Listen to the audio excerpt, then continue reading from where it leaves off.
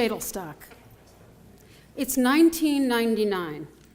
I'm on my way to an annual celebration I look forward to all year long, a party especially for Orthodox Jewish women who are attracted to other women, sponsored by the Ortho Dykes, and playfully named Shadelstock, after the shadel, the wig that married Orthodox women wear to cover up their real hair. Although I was raised fairly secular, every year I anticipate being with a whole room full of Ortho Dykes, sneaking secretly away from their cloistered homes downtown to a great big rented room where the lights are light and the music blasting. This is supposed to be my first time packing a dildo, that is.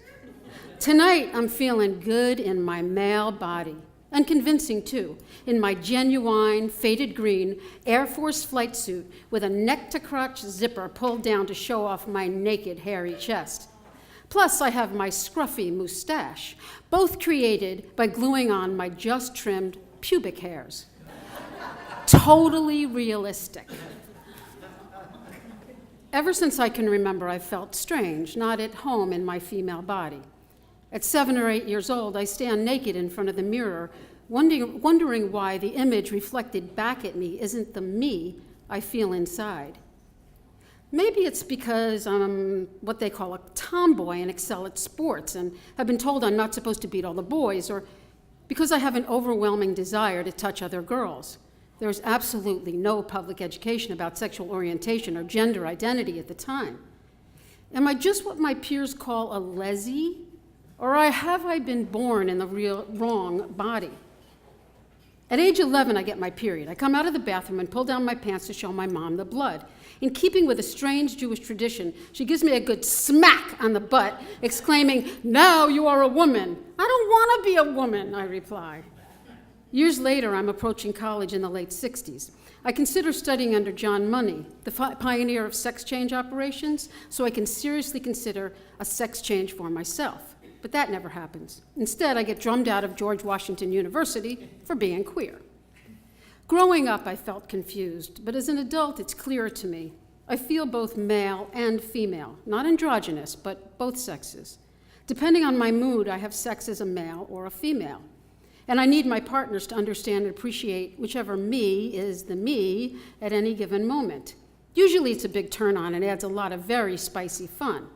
Believe it or not, I can actually feel my male part, and, well, I'm very good at using it. I'm feeling good when I get on the subway. Then this train door closes, and I sit, glance down at my body, and, oh shit, I forgot my dildo. Oh, damn it, I can't believe it. I don't have it. I decide it's better to enjoy the party and dance without it than get off at the next stop, climb up and down the filthy subway stairs, wait for a train in the other direction, and then walk back home, take off my clothes, put on my harness and dildo, get dressed again, walk back to the station, wait for the next train, which, if you know anything at all about the New York subway system, may never come. I'll have to make do without it. It won't be the same. Still, I'm feeling very sexy in that kind of ultra-masculine kind of way.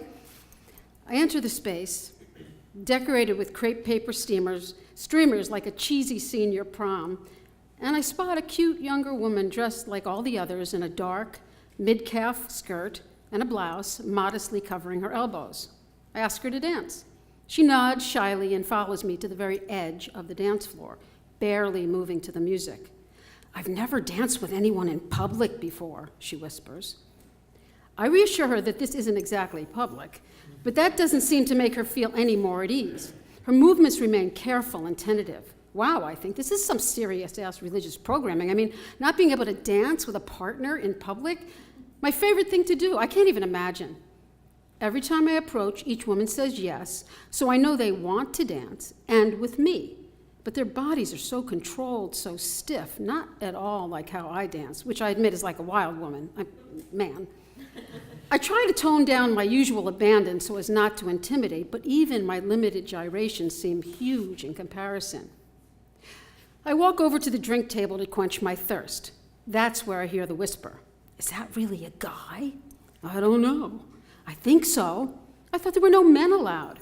I find out later from my two friends who organized Shadelstock that this question is going around the room like the old telephone game. Wow, I think cockily. I am convincing. But I feel somehow incomplete, literally emasculated without my strap on, and regret not going home together. I want a slow dance.